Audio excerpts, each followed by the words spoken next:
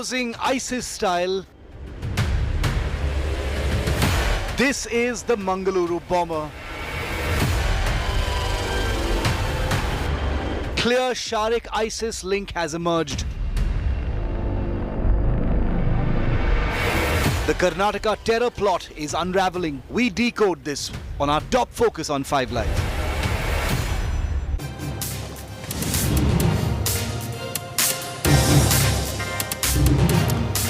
Hello and good evening. This is 5 Live. I'm Shiv Aroor. We're going to take you deep inside what has happened in Mangaluru.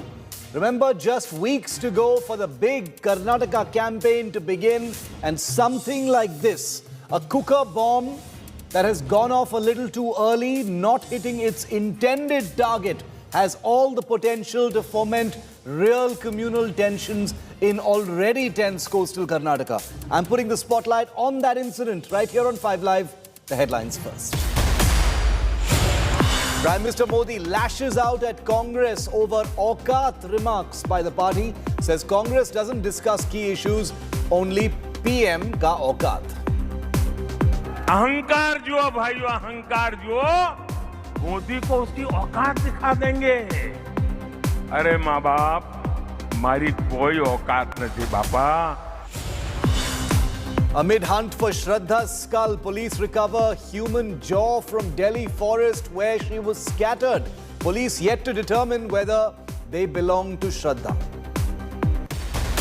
Tickets for cash row explodes in Delhi ahead of the MCD polls. BJP releases fresh sting operation of alleged bribery, names top Aam Aadmi Party leaders including Atishi and Gopal Rai.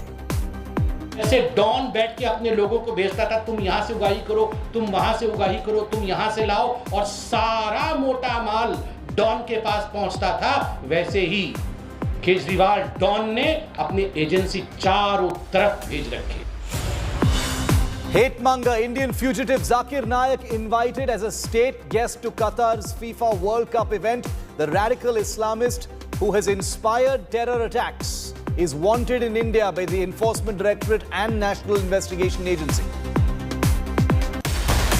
Earthquake jolts Indonesian island of Java. 5.6 magnitude quake leaves more than 40 people dead and hundreds injured. We're keeping track of this developing story. Allah.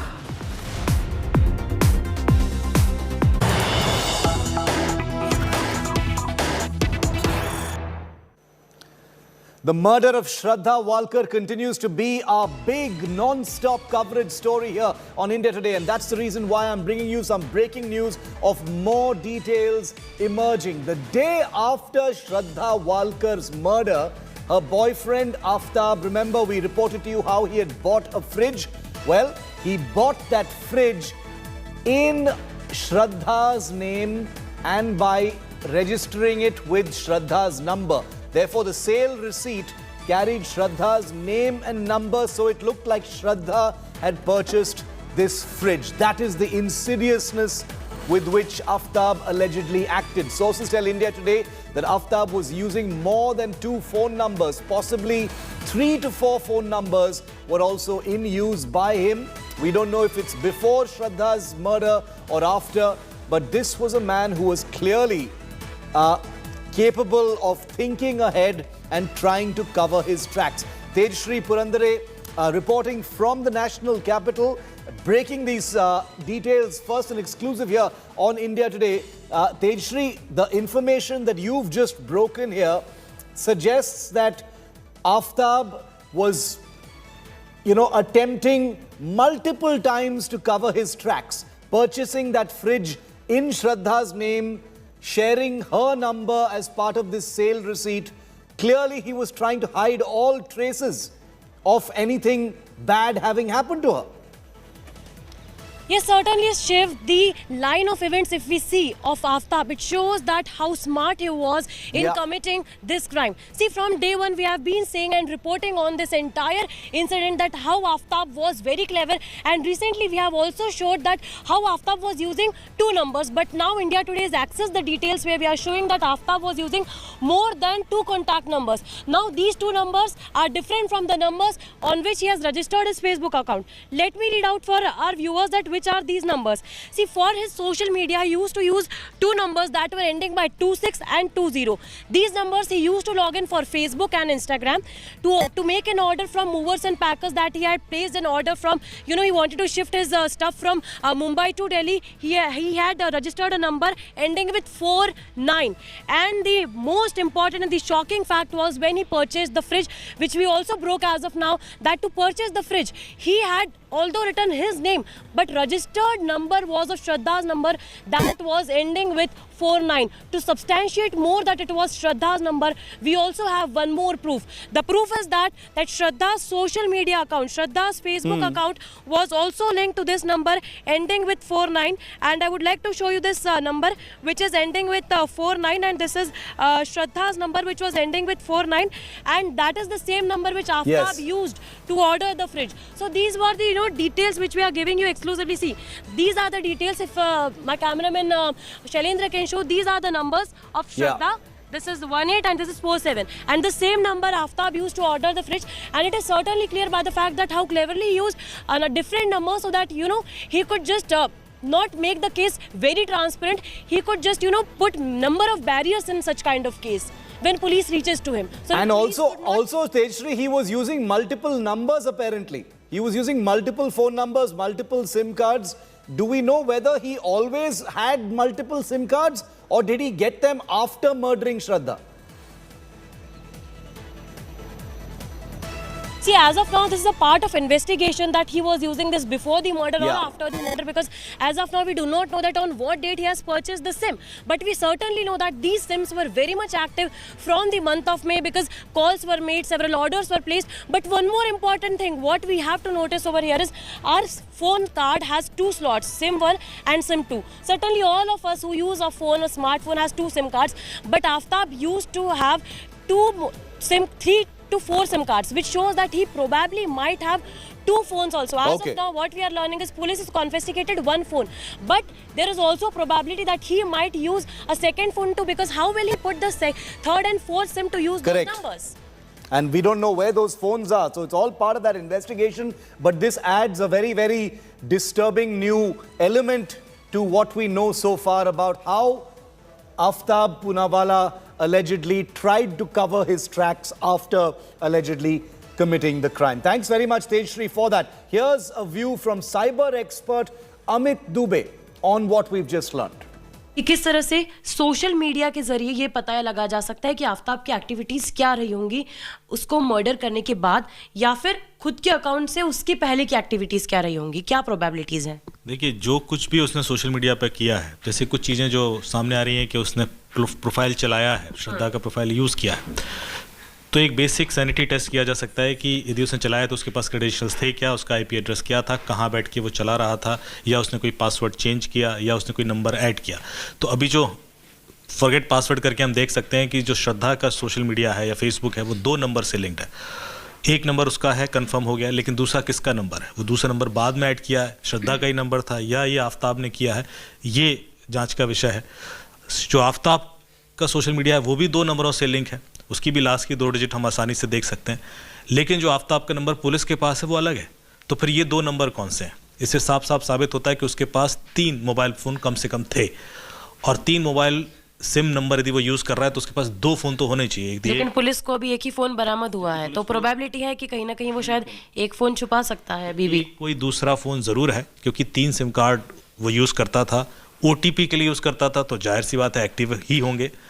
और social media पर अब कोई भी जाके देख सकता है कि उसके 2 नंबर जो लिंक्ड हैं उसके फेसबुक से वो अलग नंबर है, और जो पुलिस के पास है वो अलग नंबर है.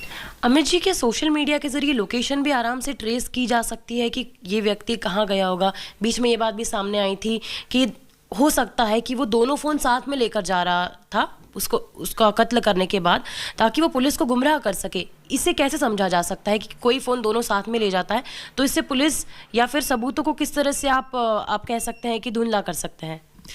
बिल्कुल, देखिए, सोशल मीडिया या जो इंटरनेट पर ओसेंट हम इसको बोलते हैं, ऑपरेशन इंटेलिजेंस से काफ़ी सारी इन्फॉर्मेशन मिलती है. यहाँ पर जैसे कि अभी आपने बताया कि जो कुरियर आया है मुंबई से, उसमें जो नंबर है वो श्रद्धा का नंबर डाला है.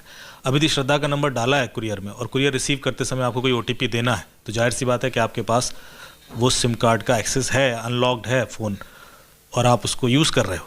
तभी वो नंबर यूज़ हुआ है जो उसकी डेथ के बाद हुआ है। तो ऐसी छोटी छोटी चीज़ें आपको ये एविडेंस देती हैं कि ये उस फ़ोन को कंट्रोल कर रहा था। उसने श्रद्धा का नंबर क्यों डाला कुरियर में, अपना नंबर क्यों नहीं डाला, या जब फ्रिज मंगाया है तो कोई दूसरा नंबर यूज़ किया है।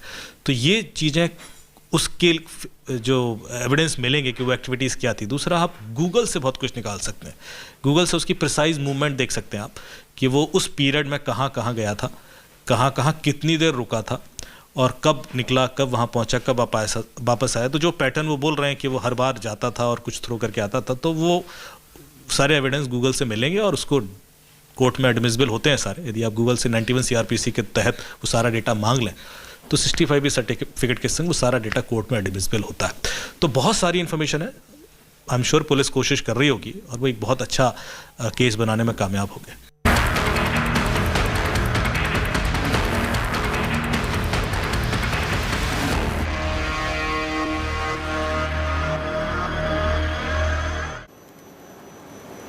And now to the main focus story on 5 Live. A pressure cooker blast in Karnataka's coastal city of Mangaluru on Saturday has drawn shocking parallels with a very similar blast attempt which occurred in Tamil Nadu's Coimbatore earlier this month, if you remember. The key suspect in Mangaluru, his name is Sharik. He was highly radicalized, say the police, and is suspected to have links with ISIS. That's how bad it gets. Currently, he's been detained. Sharik has been under the scanner, however, since 2020, when he was charged under the stringent Unlawful Activities Prevention Act for pro-Taliban graffiti. Take a look at this and then I will break it down further.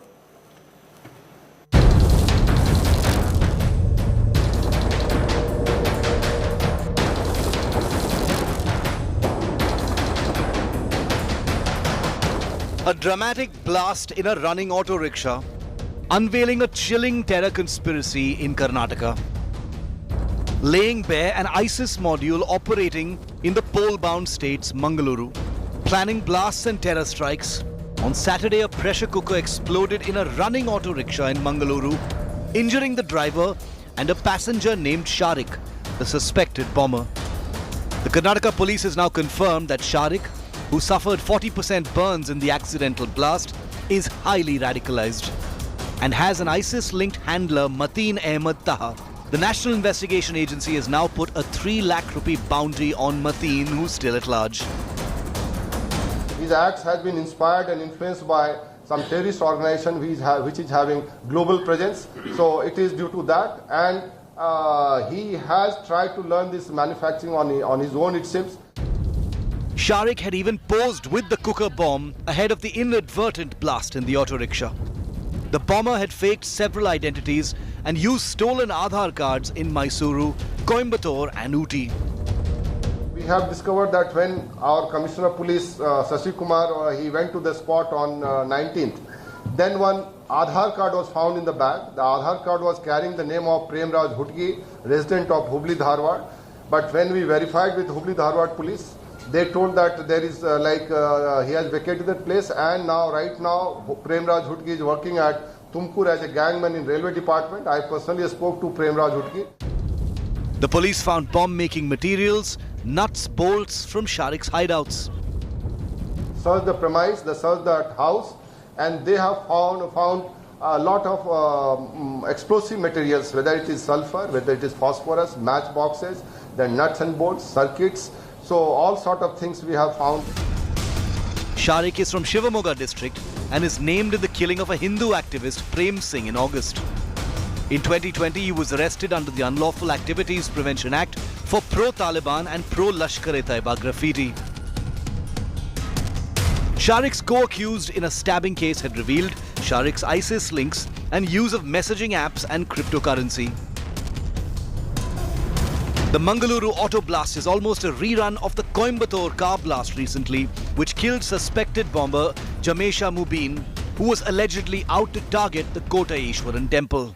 Police believe that once Sharik recuperates from his injuries, his treatment will be very crucial, which might reveal many truths as well as the network, especially networks connecting Arafat as well as Mateen. It might also help them to understand who are the people who are financially backing them as well as radicalizing the youths. With you, journalist Shivamurthy Sagairaj, reporting for India Today, Mangaluru. Now, it's very possible that the bomber could have been linked at some level to ISIS. It's not confirmed just yet. But the bomber struck that classic ISIS pose with that bomb, very much part of their publicity material and part of their ongoing operations and recruitment, because they keep almost a social media record of all their terrorists. The ISIS module to pose with a bomb showing the index finger. ISIS terrorists post images with flags and weapons before an attack. It's known to be a modus operandi, not just of ISIS, but other terror groups as well. That's one of the reasons why the police believes there could be an ISIS link. But as always, with the Islamic State, these links can tend to be quite nebulous and quite vague. So what precise link there was is only a part of the investigation. We've got more breaking news coming in now.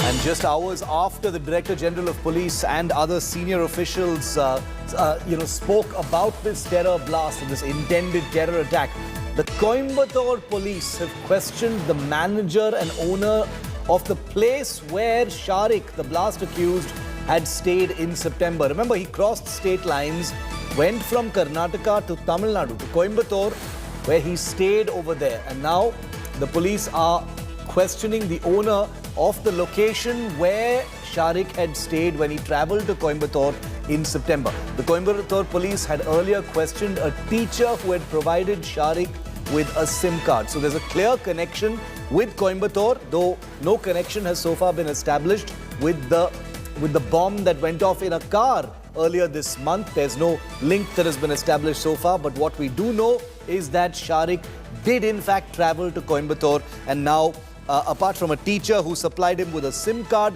the owner of the location where Sharik is understood to have stayed is also being questioned by the police. Sagai Raj is my colleague. He's with me live from Mangaluru in Karnataka. More details emerging, Sagai, of the activities of Sharik, the people who may have helped him, someone who sold him a SIM card, someone who gave him shelter in Coimbatore. Where does the investigation stand right now? What more do we know about, the potential targets that Sharik was aiming at?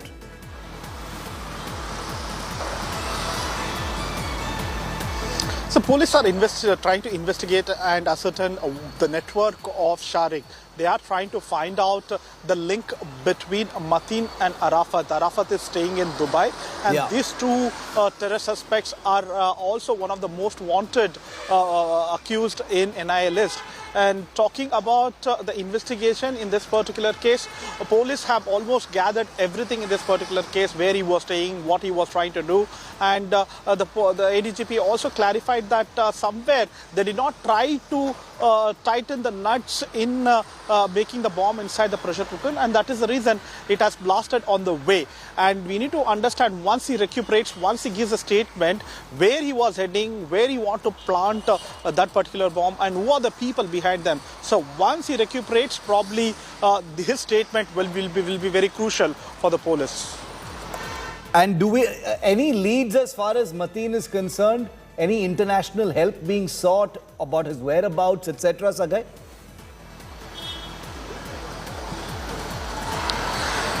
Last time when police checked about his whereabouts, he was in Pune. That's when he had created a WhatsApp group along with Sharik and Maz. Remember, Maz were arrested in the month of September, where they found explosive, and that's when he has revealed that Sharik was giving a training.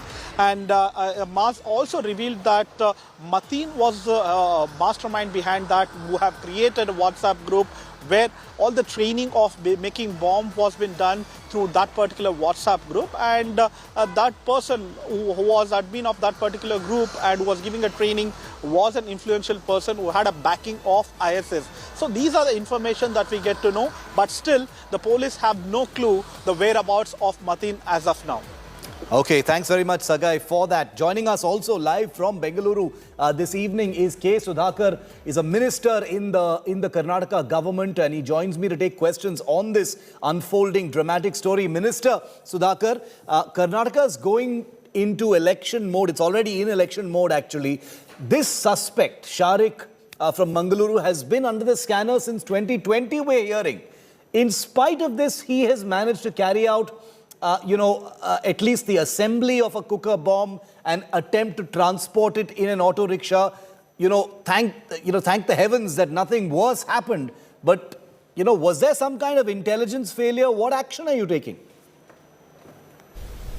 Absolutely. It is you can say that it is a dastardly act of crime and hate and terror.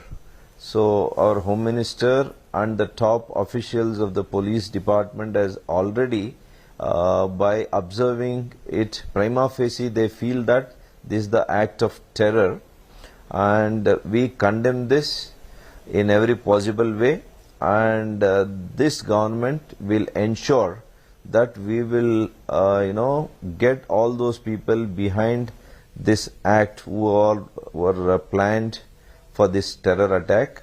And this person is a habitual involved in such kind of a terror attacks even earlier also. Especially this person hails from, Mr. Mohammed Sariq hails from Shimoga district, Tirthalli, and from last couple of years I think he was on the hideout and using some fake ID card of a Hindu. He was carrying a Hindu's Aadhaar card, and I think after investigation, after talking to the auto rickshaw driver and the local people who are the witnesses, eyewitnesses, they have said that this person was carrying a cooker with nuts and cables and gas cylinder. But Minister, dastardly and everything is fine. Obviously it is. But how did this even happen is the question that, the people of Karnataka will be asking. Given that Mohammed Sharik has been under the scanner for the last at least 2 years, he's been charged under the Unlawful Activities Prevention Act in the past. Is this not a lapse on the part of the administration, the internal security agencies, Home Department, the police, that this man could even get to a point where he could think of, committing a terror act? He was assembling a bomb in his house. He was absconding from Shimoga. He was of the lookout. And as you know, in Mangaluru, that is a state failure, sir. The support of other terrorist organizations, possibly. I think it will come out only after thorough investigation is made. Our state is trying to take the help and cooperation of NIA and other central agencies, and I'm sure that somehow they will get to the bottom of this plot. And they will expose everybody. They will try to nab everybody who are involved in this kind of a shameless and cowardly act. But see, Minister Sudhakar, I understand. I appreciate what you're saying. But the fact remains that it doesn't inspire much confidence in the minds of the people of Karnataka. Because Mohammed Sharik, this man who's now, been arrested after he almost detonated a cooker bomb at some potential target which we still don't know about. This man has been traveling to other places. He's been crossing state lines. He's been going to Tamil Nadu. It is believed that he could have, possibly had some kind of linkage with the Coimbatore, low intensity blast earlier this month as well. So this guy, you're saying he's absconding, but he was traveling in plain sight, going across the state, which is not an easy thing to do, assembling bombs in his house. That's a state failure, sir. Yes, that is also another possibility, because we have seen in the month of October, I think, on 23rd or so, similar kind of a low intensity blast had taken place using a Maruti Gypsy vehicle. Again, that is also near a temple. And this was also near temple, and because of the road bump, he has not been able to go and achieve his intention. So he could not reach the temple. Before he reached the temple only, this got blasted. So these are the people, they are anti-social elements. They have tied up with the anti-social elements to break the peace and harmony of this country. So especially our government, national government, have taken it very serious. And since many years, in the last 8 years, if you see, the number of incidences has come down. But nevertheless, there are one or two, stray incidents like this, and people like this who are involved. And all the time, the vigilance has to be 24/7 and 365 days. We need to specially observe those areas where some areas they feel that the sleeper cells are active there. Now, Minister, you did say that this man's role, obviously is being looked into very closely, and there's a possibility that Sharik's attack was actually meant for, a temple, potentially. We don't know that for sure yet. As per you in the government right now, the question I'm asking you is that piece of information in any way conclusive? What are you basing it on, that he was targeting a temple? Because right now, that indeed he was, headed towards some kind of place of worship to foment communal tensions. Is that something you're basing it on? No, when you observe two incidences, that is because he has a role, he has a contact, he has a relation with the person who were instrumental in Coimbatore blast. So he has travelled to Coimbatore, and in Coimbatore, if you see the plot, again it was near the temple, and here also it is Durga Parameshwari temple.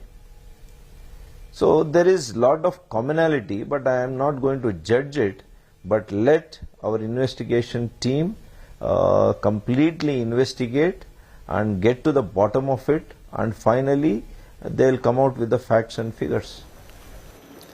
Well, the state will have to, assume some of the culpability for what has happened as well, if not an outright intelligence failure. But K. Sudhakar, Minister in the Bommai government in Karnataka, thank you very much for taking India Today's questions here on 5 Live. We've got some more breaking news coming in now.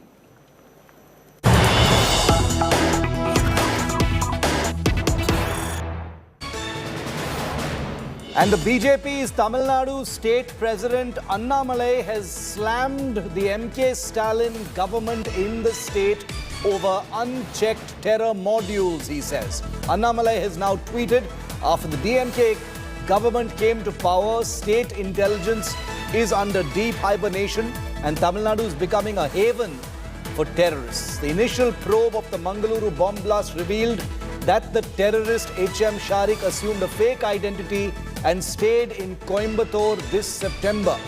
The Tamil Nadu BJP has emphasized from day one that the Kota Ishwaran temple blast was an act of terror in Coimbatore, while the Tamil Nadu government continues to be in a state of denial. Annamalai goes on to say that Sharik's Coimbatore stay raises serious doubts about his connection to Tamil Nadu terror modules operating with impunity. So Annamalai, who is the very vocal state president of the BJP in Tamil Nadu, has once again trained his guns directly at MK Stalin, the chief minister, and his government, and said that apart from the Coimbatore blast that took place earlier this month, the fact that Sharik, the Mangaluru blast alleged perpetrator, the fact that he travelled to Coimbatore, stayed there in September, shows that the state government in Tamil Nadu is soft on terror, is basically what Annamalai is saying. Pramod Madhav with me live from Chennai on this.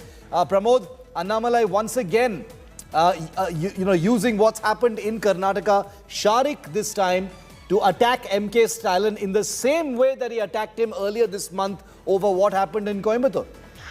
Absolutely, Shiv. These are the specific questions Annamalai has put forward, and his biggest allegation is that the intelligence department of Tamil Nadu, what exactly is doing. Because just a day before Diwali, the blast occurred in Coimbatore. Earlier, actual speculation was that it was a gas cylinder that was inside the car, but was clearly identified that it was not a gas cylinder because there were marbles and nails, and still for nearly 4 days, Tamil Nadu police did not come out to say it was an act of terror. However, the case was handed over to NIA, and currently what has happened is that Annamalai is questioning how the intelligence department of Tamil Nadu was not aware that a person from Shimoga has come to Coimbatore. He has stayed over there in a place called Singanallur. There are also reports claiming that he has also gone to Ooty and various locations, befriended one person over there and got hold of a SIM card which has been used currently. Tamil Nadu police has now sent a team to Shimoga, especially Mangaluru, to find out exactly what has happened. But Annamalai is questioning how come there are so many lapses in intelligence department now, that too after DMK coming to power. These are the allegations put forward by Annamalai. Okay, thanks very much, Pramod, for getting us the latest on that. Annamalai training his guns once again directly at MK Stalin. Now, is this what happened in Mangaluru? Is this a rerun of some kind to what happened in Coimbatore earlier this month? Remember that even in Coimbatore, there was a bomb that went off probably earlier than it was intended, and therefore it is being suggested that there is a link. An LPG blast inside a car, cooker blast inside the auto in Mangaluru. Bomb ingredients found around the car in Coimbatore, bomb ingredients found in the auto as well in Mangaluru. Big terror link uncovered, the blast intended to cause damage. Jihad text recovered from the accused, fake Aadhaar documents recovered as well. All of these elements suggesting some kind of parallel. Whether there are actual substantial links between the two attacks or the two, potential modules of terrorists is not known just yet, and we don't want to conjecture that, but there is a very important piece of information that Mohammad Sharik had travelled to Coimbatore. Who else did he meet when he was there? Did he by any chance have anything to do with the people who were part of the blast that happened in Coimbatore a couple of weeks ago? Is not clear just yet, but it is very much part of investigation. Questions are being asked of people both in Coimbatore as well as in Mangaluru. We'll keep you ahead on the story that we broke here on Saturday. Remember that in just a moment from now, we're expecting to get an update from the Mangaluru police as well, as far as questions are concerned. Also from the Coimbatore police, because apart from the person who sold Sharik a SIM card, the location where he stayed, the owner of that location is also being questioned. I'll get you a breaking story on that in just a moment. Meanwhile, we've got an update coming in on the Shraddha Aftab story. The Delhi police has just obtained important approval to conduct a polygraph test. That's a lie detector test on Aftab Amin Poonawalla. Remember that a lie detector test is admissible in court only if it leads to recoveries based on the statement of the accused. The dismembered body parts of Shraddha recovered so far have all been sent to the Central Forensic Science Laboratory for DNA verification, including some parts that were recovered today from the Chhattarpur forest. But now the police has permission to conduct a polygraph test on Aftab Poonawalla. Shreya Chatterjee breaking that story first here on India Today. Shreya, a narco test was cleared a few days ago. Now a polygraph test has also been cleared. For the benefit of our viewers, take us through what the difference is and how important is it that the police has obtained lie detector test permission now? Well, Shiv, it is extremely crucial for a polygraph test to be done before a narco test, as is the procedure. And right now, the Delhi police has got a nod from the court for this polygraph test. Essentially, it happens only after the consent is given by the accused themselves, which actually means that Aftab has also consented for this polygraph test. Now, after the polygraph test will be conducted, which will take a timeline of 7 days to get a proper result, we will see a narco test will also be done on Aftab. So this is a procedural to be conducted before a narco test, and now Aftab will first be put through a polygraph test. Followed by that, we will see him undergo the narco test. Additionally, we've also learned that now the body parts is actually being identified by the CFSL. CFSL will be taking charge of identifying the DNA samples, and that has also been sent to the CFSL. We've got a confirmation on the same from the Delhi police. And Shreya, do we have any idea when these tests will happen? The narco test, which was scheduled for today, has been delayed. And since you've said that the lie detector test, the polygraph test, has to happen before the narco, do we know when that will be? Any time frame? Well, ideally, the consent has come in today for the Delhi police is what we've learned so far. They will definitely be moving to the SSL for a permission, and within a set time frame of 5 days, they will have to conduct the polygraph. This is usually the time frame that the court obviously binds. So we will see a polygraph test on Aftab within a time frame from 5 days. Okay, thanks Shreya for getting us the latest on that. We'll keep a track of that story. Important news break there. Polygraph test has been approved on Aftab. So polygraph first and then a narco test.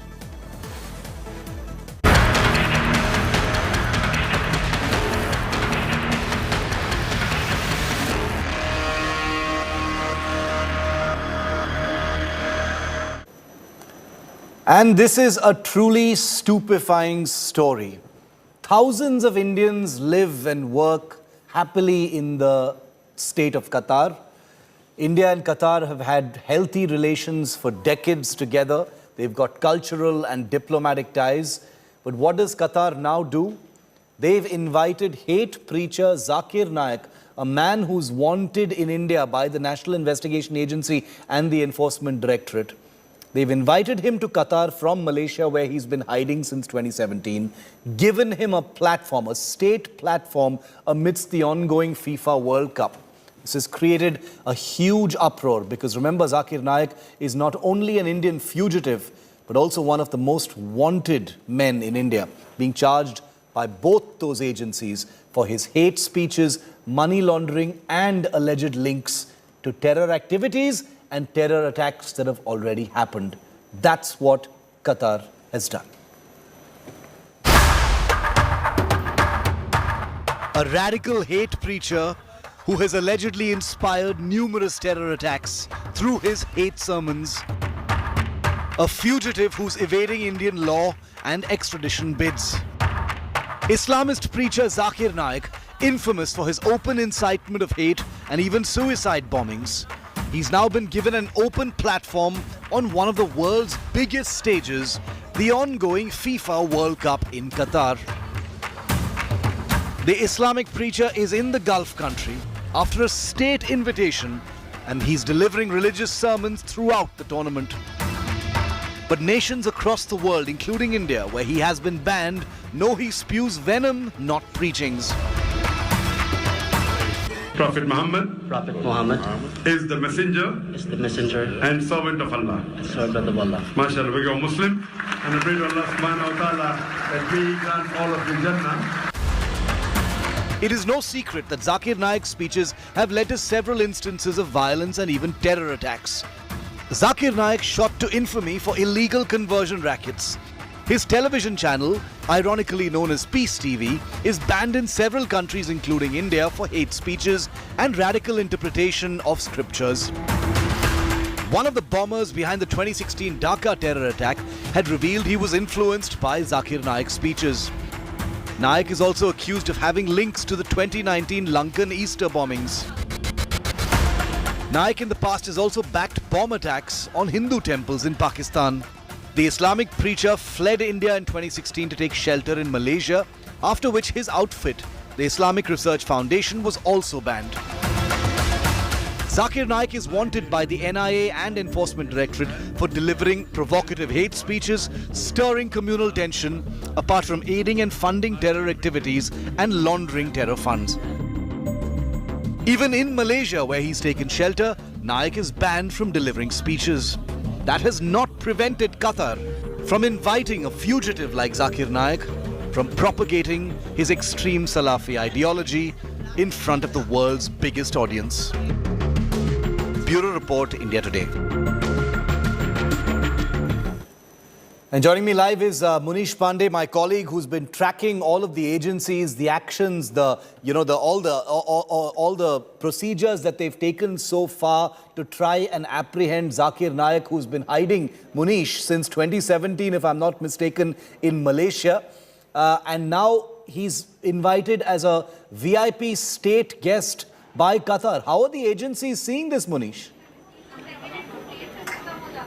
Well, Shiv, as far as the agencies are concerned, remember, the fact is that both the Enforcement Directorate and the National Investigative Agency, both these agencies had asked the Malaysian government to hand over Zakir Naik because he is not only accused of money laundering but also on the charges of hate speech and under UAPA. These are serious charges based on which the Indian government, on the basis of report from ED and NIA, they had sought his extradition or deportation. There have been diplomatic talks between India and Malaysia, and as far as Malaysia is concerned, remember, at that point of time, the then Prime Minister of Malaysia had said that Zakir Naik can stay in Malaysia, and he was given a property almost like a house arrest, but he was not allowed to move even inside Malaysia. But recently, what we have been given to understand is that not only he traveled outside Malaysia, but to a country where this FIFA World Cup is happening. Now, as far as Indian agencies are concerned,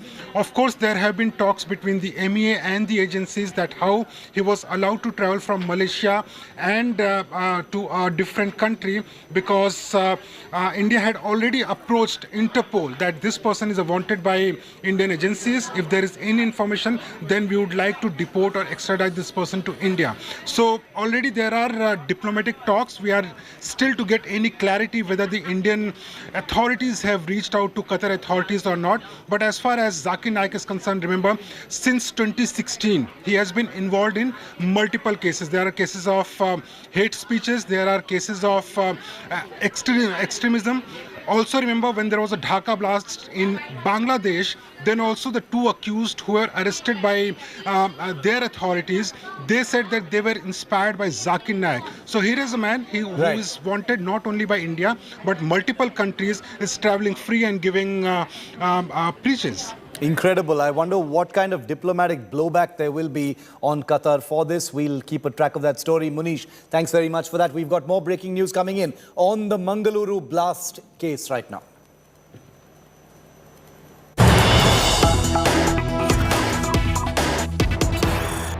This is a big news break we're bringing to you here on 5 Live. Was there a link between the Mangaluru blast perpetrator and the Coimbatore blast perpetrator, Sharik and Mubin?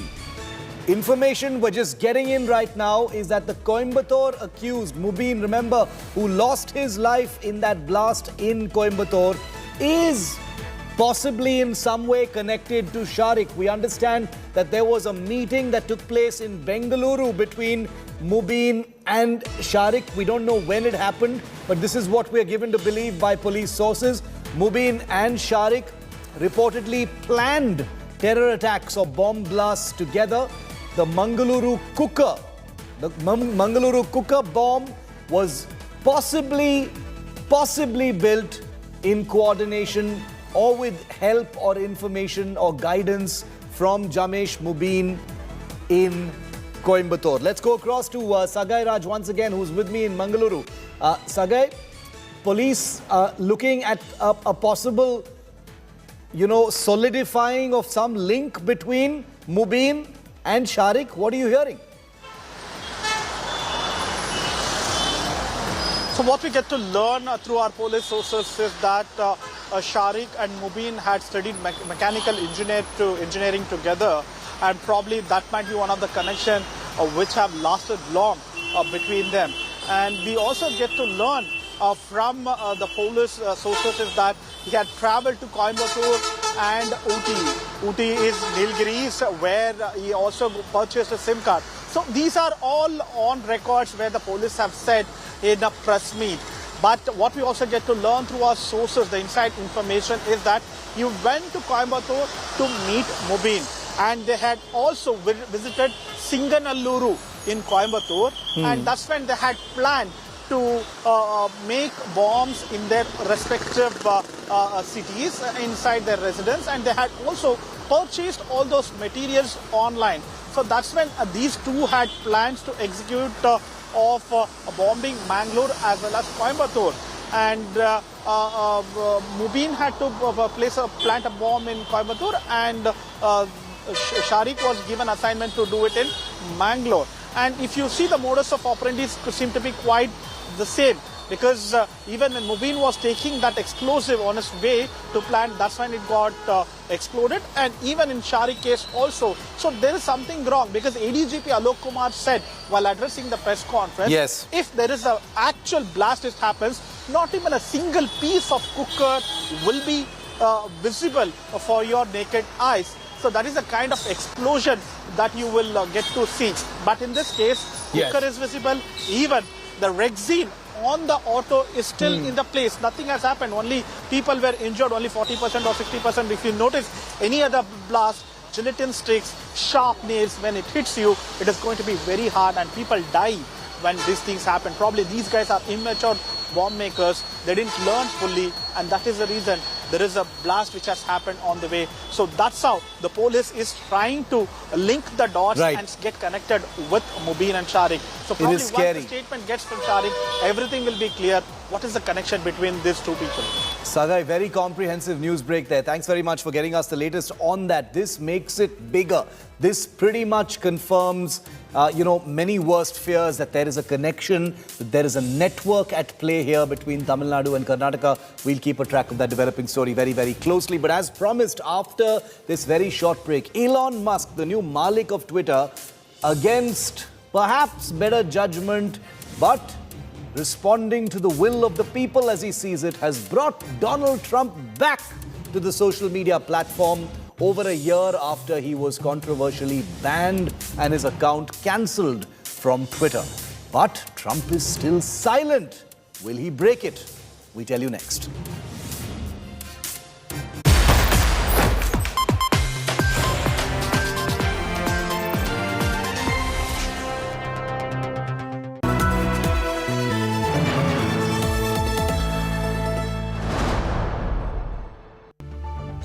The men and women who built Indian industry, and the young guns who are shaping tomorrow's India.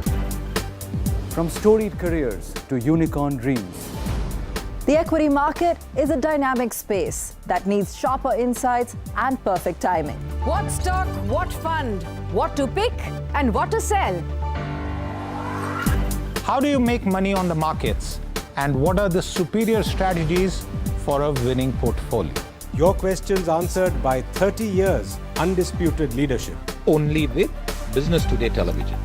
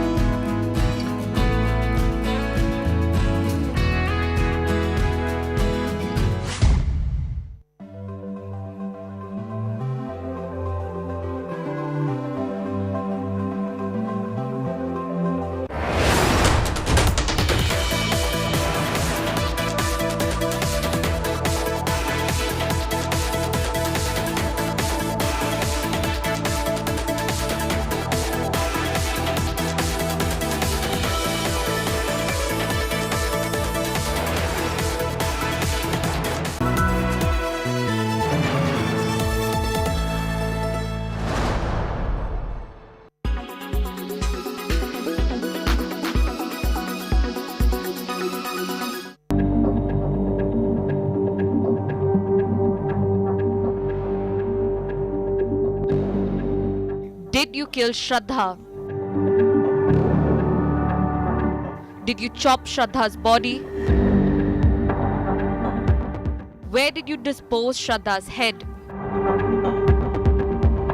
How did you clean the crime scene?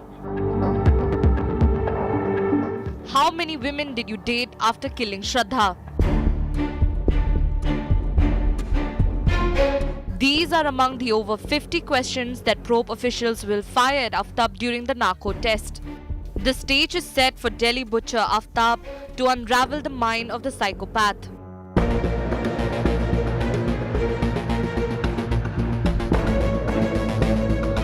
And help the police map his sinister plot to derail the probe. The official request to the forensic team has been sent. The test, in presence of experienced doctors, will be videographed. The Delhi police has been running against time to complete Aftab's narco test after a nod from a Delhi court. Cops have readied as many as 50 questions to shoot at Aftab, who will be injected with relaxant sodium pentanol before the test, which will render him incapable of lying. The questions will involve straightforward questions like did he kill Shraddha and cut her body into pieces. Aftab will also be asked where did he dispose the head and body parts apart from the whereabouts of the saw used to dismember the body. While not admissible in court, Aftab's answers will give cops a watertight case. It may also help the Delhi police cut through the web of deception by Aftab, who has taken the investigators on a wild goose chase, changing his statements and giving contradictory revelations. Will the narco test help in ensuring justice for Shraddha Walkar? With Arvind Ojha in Delhi, Bureau Report, India Today.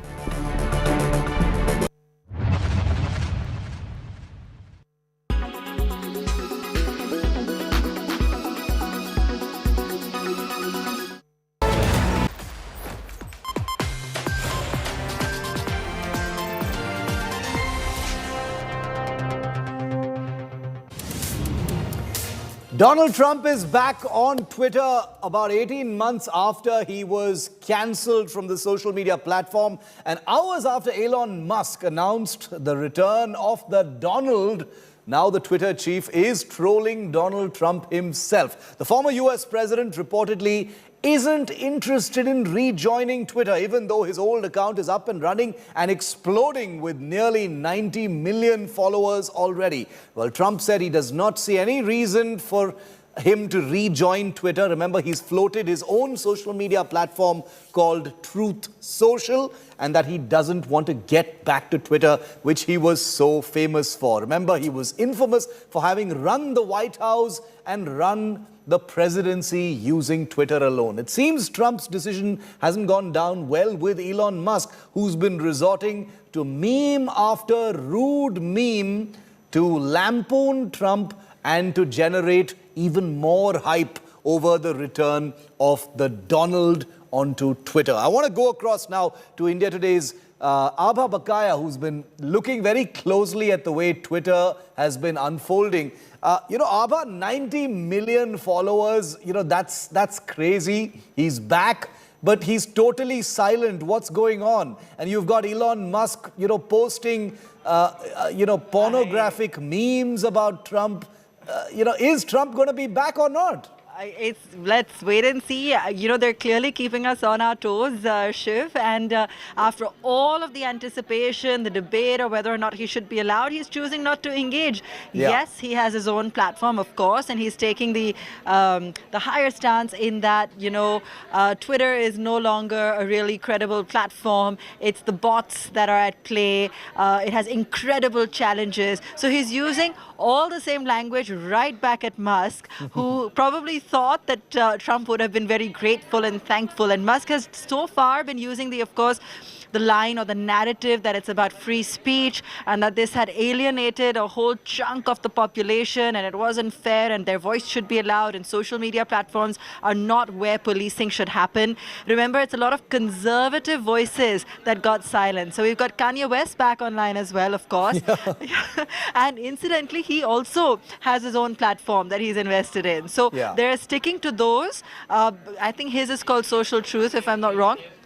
They're sticking to those. And I think Kanye's initial tweet said something which acknowledged the first tweet that he'd put out with regards to anti-Semitism that got him taken down in the first place. Interesting. I mean, imagine if every celebrity who gets bounced from Twitter or wherever starts their own social media platform. That's a recipe for chaos and disaster. But, Trump's got a huge following, 90 million people following him now. Let's see if he's going to bend finally to that. Trump has been known to say one thing and do exactly the opposite. So nobody feels that he's going to stick to his guns and not come back to Twitter. We'll have to wait and see. It's something that Elon Musk, of course, is also counting on. Abhat, thanks very much for getting us that perspective on the latest from Donald Trump.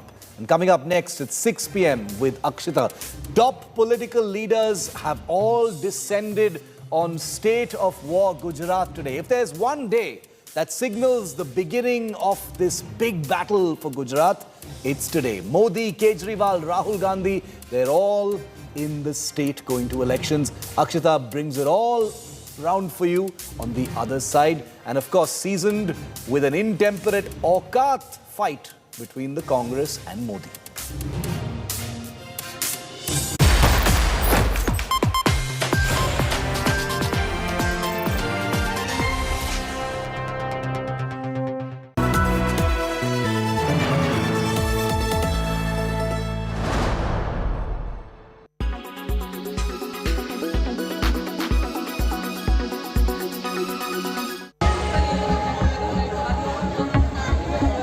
Cold-blooded killing bordering on methodology of a psychopath.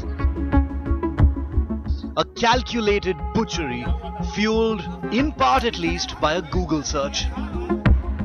A meticulous plot to dispose of body parts and destroy evidence. Even as the entire country reels under shock over the gruesome murder of Shraddha Walkar.